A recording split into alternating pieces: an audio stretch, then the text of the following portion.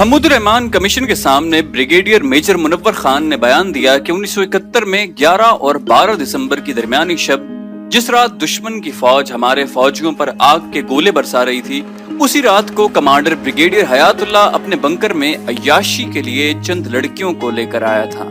Commission کو brigadier عباس bag نے بتایا کہ بریگیڈیئر جہاں زیب ارباب، جو کہ بعد میں لیفٹیننٹ جنرل بنے، ملتان میونسپل کمیٹی کے چیئرمین تھے، انہوں نے ایک سی ایس پی افسر سے رشوت کے طور پر 1 لاکھ روپے کا مطالبہ کیا۔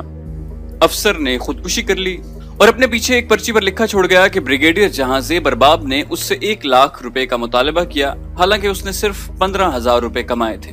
یہی جہاں زیب ارباب تھا جس نے بعد ازاں بطور کمانڈر سابق مشرقی پاکستان میں بریگیڈ 57 سراج گنج میں نیشنل بینک کے خزانے سے 13.5 کروڑ روپے لوٹے تھے۔ کیپٹن کی تحقیقات سے یہ بات بھی سامنے آئی کہ میجر جنرل خداداد Khan adjutant general Pakistan army کے نہ صرف مشہور زمانہ جنرل اقلیم اختر رانی کے ساتھ ناجائز تعلقات تھے، بلکہ اس نے مارشل لاء کے دوران کئی مقدمات دبانے میں جنرل رانی کی معاونت بھی کی۔ جنرل رانی ہماری حکومتی تاریخ کا ایک ضخیم لیکن رنگین باب تھی۔ اس کے سینے میں کئی راز ہائے سربستہ دفن ہیں۔ وہ واحد عورت تھی جو بتا سکتی تھی کہ کس کس دور میں اس کی کون کون سی معاصر ہم جولیوں نے ایوان ہائے اقتدار میں شراب و شباب کی محافل آراستہ کرنے کی ذمہ داری لے رکھی تھی۔ وائے افسوس کہ یہ راز ان کے پیوندے خاک ہوتے ہی رزق خاک بن گئے۔ ان جگردار اور چٹخارے دار خواتین کو جنرل نیازی خوشبودار دیوداسیاں کہا کرتے تھے۔ ان دیوداسیوں نے اس معاشرے اور مملکت میں پنجتارہ ادا فروشی اور حیا فروشی کو متعارف کروایا۔ جنرل رانی پنجتارہ ادا فروشی کی بانیوں میں سے ایک تھی۔ جنرل یحییٰ خان کے عہد اقتدار میں رانی کا چرچا ہوا۔ راجہ رانی کی رنگ رلیوں اور چونچلوں کی ہوش ربا داستانیں یحییٰ خان کے ایوان اقتدار سے رخصت ہونے کے بعد منظر عام پر آئیں۔ رانی اور یحییٰ خان کے مابین گل و بلبل اور شمع و پروانہ کا ساتھ تلازماتی تعلق تھا۔ یحییٰ خان بوجوہ ان پر جان چھڑکتے تھے۔ اس دور کی بیوروکریسی اور سیاست کے کئی دیگر جرنیل بھی اقلیم اختر عرف جنرل رانی کی چشم سرمگی سے شراب التفات کشید کرتے رہے۔ جنرل رانی کی رقابت اگر کسی سے تھی تو وہ تھی ملکہ ترنم نور جہاں۔ بھٹو دور میں جنرل رانی نے اپنے ڈیرے شارع قائد اعظم پر واقع انٹر کانٹیننٹل کے ایک سویٹ میں آباد کر رکھے تھے۔ وقت کے حکمران ان کے آستانے پر جبین نیاز لے کر حاضر ہوتے اور اپنے شرارتی من کی مرادیں پاتے۔ گھر گورنر بنے تو اس قسم کی اطلاعات موصول ہونا شروع ہوئی کہ جنرل رانی کی جلوہ گاہ جمال و وصال سازشوں کا گڑھ بن رہی ہے۔ نیلے آسمان کی بوڑھی آنکھوں نے اس طاقتور عورت کی دہلیز پر جانے وقت کے کتنے اعلیٰ افسران کو ناسیہ فرسائی کرتے دیکھا۔ آسمان نے رنگ بدلا، حالات نے پلٹا کھایا، لیل و نہار کی گردش نے کروٹ لی اور پنجاب پولیس حرکت میں آئی۔ ایک شب جنرل رانی کو بما ساز و سامان سازش گاہ سے حفاظتی حراست میں لے کر کوتوالی تھانے پہنچا دیا گیا۔ کوتوالی تھانے کے حوالات میں 20ویں صدی کے جہانگیر کی یہ نور جہاں مزار بے کسی بنی دیدہ عبرت نگاہ کو دعوت غور و فکر دے رہی تھی۔ اخباری نمائندوں کو اطلاع ملی تو ہر کوئی بھاگم بھاگ کوتوالی پہنچا۔ تھانے کا وسیع و عریض احاطہ رپورٹرز اور فوٹوگرافرز کی فوج ظفر موج کے سامنے تنگ دامانی کا شکوہ کرنے لگا۔ بارسوخ اخباری نمائندوں کو موصوفہ تک پہنچنے کی خصوصی اجازت دے دی گئی۔ وہ تصویر بے بسی بنے سر جھکائے ہر سوال سنتی رہی، لیکن کسی بھی سوال کا معقول جواب دینا اس نے مناسب نہ جانا۔ صحافی چٹکی بھرتے، یحییٰ خان کے حوالے سے یادوں کو ساز دینے کی استدعا کرتے، لیکن جنرل رانی کا تو یہ حال تھا کہ کاٹو تو بدن میں لہو نہیں۔ بعد از خرابی بسیار اس کے ہونٹ پھڑپھڑائے اور اس نے کپکپاتے لہجے میں جواب دیا کہ بس نقشہ بگڑ گیا۔ سمندر کی پاتال اور آسمان کی پہنائیوں سے خبر ڈھونڈ نکالنے والے کھوجی رپورٹر بسد حسرت و مراد ناکام لوٹے۔ وہ یہ نہ جان سکے کہ کون سا نقشہ بگڑ گیا۔ اس رات یہ کھوجی کوئی بڑی خبر حاصل کرنے میں ناکام رہے۔ گھر دور میں جنرل رانی مفرور اشتہاری ملزموں کی طرح جا بجا چھپتی پھرتی رہی۔ اگلے وقت کے مہربانوں کے دروازے در توبہ کی طرح بند ہو چکے تھے۔ نیا ایوان اقتدار ان کے لیے شجر ممنوع تھا۔ نیا زمانہ تھا، ساز اور راگ بدل چکے تھے۔ جنرل رانی کو زندگی میں پہلی بار اس قسم کی ناخوشگوار حالات کا سامنا کرنا پڑا۔ وہ اپنے آشناؤں سے رابطہ کرتی، ہر ایک کی منت سماجت کرتی، جائے اما اور دارالاما فراہم کرنے کی بنتی کرتی، لیکن نئے دور میں حکمرانوں کی عتاب سے بچنے کے لیے ہما نوعی بیوروکریسی کے اسفندیار اور افراسیاب بھی اپنی اس چہیتی سے آنکھیں چرانے لگے۔ وہ روایتی طوطے کی طرح صاف آنکھیں پھیر چکے تھے۔ کوچا کوچا کو بکو کریا کریا خاک چھاننے کے بعد اسے معلوم ہوا کہ پورے پاکستان میں اگر کوئی ایک شخص اسے پناہ دے سکتا ہے تو وہ لاہور کا ایک صحافی ہے۔ ایک رات اس صحافی کے گھر ٹیلی فون کی گھنٹی بجی۔ صحافی کی بیگم نے ٹیلی فون کا ریسیور اٹھایا۔ دوسری جانب خوفزدہ لہجے میں ایک خاتون موجود تھی۔ کہنے لگی، بیگم صاحبہ مجھے پناہ چاہیے، میں ایک مظلوم خاتون ہوں، مجھے زمانے نے دھتکار دیا ہے۔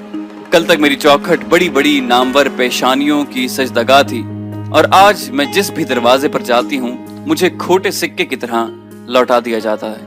نامور صحافی کی بیگم نے کہا کہ آپ جانتی ہیں کہ آپ نے کس کے گھر فون کیا ہے؟ رانی نے بتایا کہ میں نے آپ کے شوہر آغا شورش کاشمیری کی جگرداری اور بہادری کی داستانیں سن رکھی ہیں۔ مجھے میرے ملنے والوں نے بتایا کہ وہ مظلوموں کا ساتھ دینے میں کبھی ہچکچاہٹ محسوس نہیں کرتے۔ بیگم صاحبہ نے کہا، آغا صاحب اس وقت آرام کر رہے ہیں، وہ جب سو رہے ہوں تو ہم میں سے کسی کی بھی جرت نہیں ہوتی کہ انہیں جگا سکے۔ وہ جب لکھنے میں مصروف ہوں یا آرام کر رہے ہوں تو کسی قسم کی مداخلت اور خلل برداشت نہیں کرتے۔ 1-2 گھنٹے گزرنے کے بعد فون کی گھنٹی دوبارہ بجی۔ دوسری جانب بولنے والی خاتون نے یہ اعلان کیا کہ میں انتہائی مجبور ہوں اور میرے پاس بجز اس کے کوئی اور چارہ نہیں کہ میں بنفس نفیس آپ کے دولت کدے پر حاضر ہو جاؤں۔ چند گھنٹے گزرنے کے بعد رات کے پچھلے پہر جنرل رانی آغا شورش کاشمیری کے گھر کے دروازے کے باہر موجود تھی۔ آغا صاحب کو بامر مجبوری نیند سے جگایا گیا۔ وہ باہر آئے اور پرسش احوال کی۔ جنرل رانی نے حکومتی مظالم کی ایک طوفانی داستان سنائی اور اس کے بعد پناہ کی طلبگار ہوئی۔ آغا صاحب نے کہا کہ میں تمہیں تادیر اپنے ہاں پناہ نہیں دے سکتا۔ یہ سننا تھا کہ جنرل رانی نے ایک ضخیم البم آغا صاحب کو پیش کیا اور کہا کہ اس البم میں پاکستان کے سول اور ملٹری بیوروکریٹس، سیاستدانوں اور سرمایہ داروں کی زندگی کے مخفی گوشے تصویری زبان میں حقیقت حال بیان کر رہے ہیں۔ آغا صاحب نے جنرل رانی کو اپنے ہاں ایک رات ٹھہرنے کی اجازت دے دی۔ یہ رات جنرل رانی نے آغا شورش کاشمیری کے گھر کے عقب میں بھینس کے لیے بنے ایک چھپر کے نیچے گزاری۔ 5 تارہ ہوٹلوں، صدارتی محلوں اور وزارتی ایوانوں کی مخملی اور گداز بستروں پر راتیں بسر کرنے کی عادی خاتون کے لیے یہ رات یقیناً قیامت کی رات تھی۔ صبح ہوتے ہی وہ چل دی۔ آغا صاحب نے اس کے دیے ہوئے تحفے کو اس کی آنکھوں کے سامنے نظر آتش کر دیا۔ کہا کہ اقتدار سے محروم ہونے والے لوگوں کے عیب اچھالنا بزدلوں کا کام ہے۔ آج تم یہ تصویریں اٹھائے پھر رہے ہو، کل تم ان لوگوں کے نگار خانہ عیش کی رونق ہوگی۔ آغا صاحب نے جو کچھ کہا وہ سچ ثابت ہوا۔ بھٹو حکومت سے جنرل رانی کی خفیہ ڈیل ہو گئی۔ جنرل رانی بھی زیر زمین چلی گئیں اور اس کے بارے میں اچھالی جانے والی رنگین داستانوں پر بھی پردہ ڈال دیا گیا۔ ایک غیر معمولی انٹرویو میں جنرل رانی نے انکشاف کیا کہ ایک رات آغا جانی مجھ سے ملنے آئے تھے اور کسی حد تک بے چین تھے۔ آتے ہی مجھ سے پوچھا کہ تمہیں فلم دھی رانی کا گانا چیچی دا چھلا آتا ہے؟ میں نے مسکراتے ہوئے جواب دیا کہ میرے پاس گانے سننے کا وقت کہاں ہے۔ اسی وقت انہوں نے ملٹری سیکرٹری کو فون کیا اور نغمے کی کاپی لانے کا حکم صادر کیا۔ رات کے 2 بجے کا وقت تھا، بازار بند تھے۔ ملٹری سیکرٹری کو 1 گھنٹے کے اندر اندر ایک آڈیو البم کی دکان کھلوا کر گانے کی کاپی حاضر کرنا پڑی، جس کے بعد آغا جانی خوشی خوشی نغمہ سن رہے تھے۔ ہر دور کسی نہ کسی جنرل رانی اور اس کی بٹالین کی حکمرانی کا دور ہے۔ جنرل رانی مر چکی، مگر وہ مطمئن ہے کہ اس کی روح زندہ ہے۔ وہ مطمئن ہے کہ اس کے بعد بھی اقتدار کے ایوانوں میں کسی نہ کسی جنرل رانی کے قہقہوں اور چہچہوں پر دل و جان نثار کرنے والے رنگیلے یحییٰ خان موجود ہیں۔ جنرل رانی صرف ایک نام نہیں، وہ صرف ایک عورت نہیں، بلکہ وہ ایک استعارہ اور ادارہ تھی۔ یہ ادارہ اب ناقابل تسخیر حد تک مستحکم ہو چکا ہے۔ جنرل رانی نے مقتدر طبقات کے ایوانوں کو ہرنیوں، تتلیوں، بلبلوں اور میناؤں سے سجانے کا فن متعارف کروایا تھا۔ یہ فن اب بالغ ہو چکا ہے۔ جنرل رانی کل بھی ایوان اقتدار پر قابض تھی اور اس کی تربیت یافتہ کئی دیگر کاریگر اور فنکارانیاں آج بھی ایوان ہائے اقتدار کی انٹیریئر ڈیکوریشن میں مصروف ہیں۔ ایک تقریر کے دوران سقوط مشرقی پاکستان کا ذکر کرتے ہوئے آغا شورش کاشمیری نے کہا تھا کہ اس کے ذمہ دار انگنت ہیں، لیکن ان میں انگور کا پانی اور جنرل رانی نمایاں ہیں۔